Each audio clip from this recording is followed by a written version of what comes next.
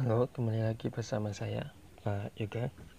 Di sini saya akan membahas materi pada gerak lurus, khususnya pada subpokok GLB, gerak lurus beraturan. Nah, di sini gerak lurus beraturan.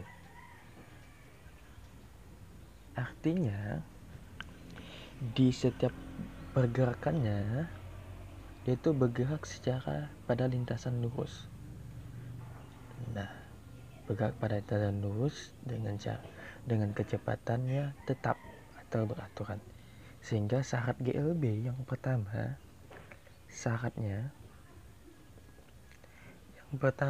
itu pastinya lintasan harus lurus.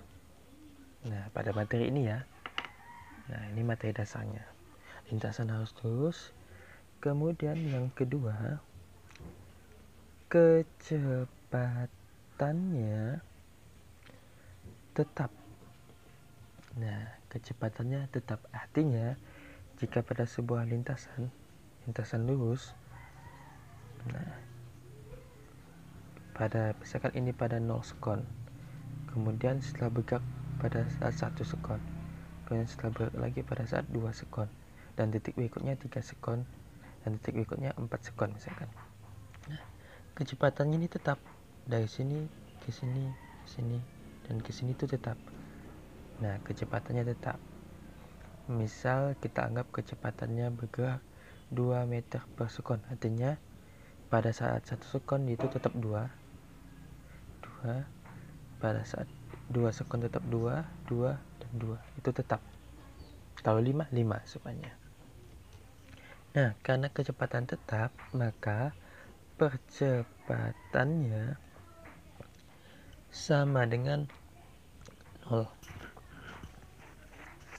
Percepatan sama dengan 0. Karena apa? Karena percepatan itu kan nama lain percepatan itu kan perubahan kecepatan tiap satuan waktu. Nah, di setiap waktu ini kan tidak ada perubahan kecepatan, hanya 2. Misalkan kecepatannya 2 ya, 2. Jadi tidak ada perubahan kecepatan, artinya percepatannya sama dengan 0. Itu syaratnya. Nah, kemudian di GLB hanya ada satu persamaan. Persamaannya yaitu V sama dengan S per T. Nah, V ini kecepatan, S ini jarak, T ini waktu. Atau rumusnya kalau diturunkan, S sama dengan V kali T kalau diturunkan ya. Nah, pindah ruas. Atau maksud saya kalau dijabarkan, untuk cari T berarti S per V. Nah, itu dia. Tapi yang tetap ini sini, satu nih.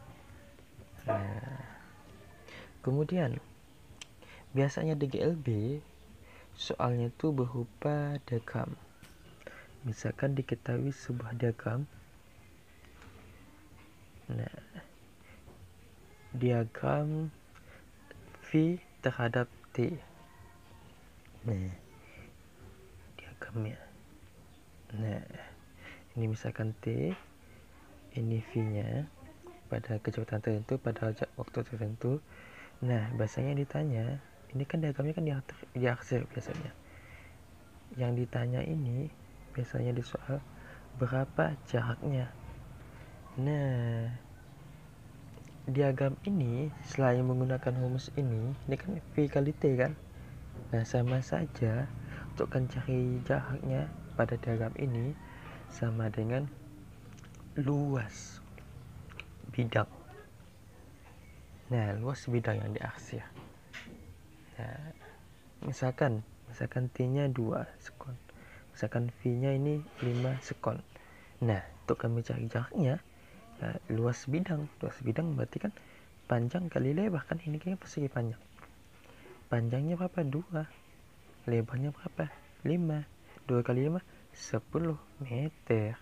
Nah, begitu untuk kan diagram. Ada lagi. Misalkan, nah ini bahasanya bukan pengecoh sih. Banyak yang tidak teliti. Maka untuk metode diagram lihat dulu sumbu Y-nya apa, sumbu X-nya apa. Tapi ada juga diagram S terhadap T. Nah, biasanya begini. Nah, diagramnya. Kadang-kadang banyak yang salah artikan, oh berarti ini kan luas segitiga. Kalau untuk cari V, biasanya kan ditanya V, kecepatan. Oh luas, salah. Nah luas sama dengan luas hanya berlaku pada diagram V terhadap T.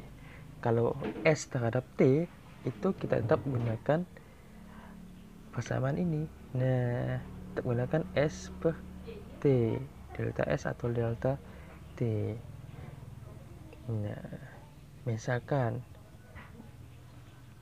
kalau segitiga kan salah, berarti kan 1/2 alas segitiga tinggi, salah dia. Tidak berlaku pada S terhadap T.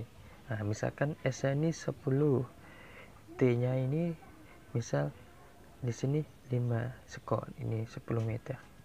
Nah, masuk 10 dibagi 5 sama dengan 2 meter per sekon. Begitu. Jadi itulah materi GLB. Jangan lupakan bahasa untuk soal diagram untuk kan luas hanya berlaku pada V terhadap T. Kalau S terhadap T jangan gunakan sama dengan luas ke V nya, tapi tetap gunakan rumusnya S per T. Sekian, terima kasih.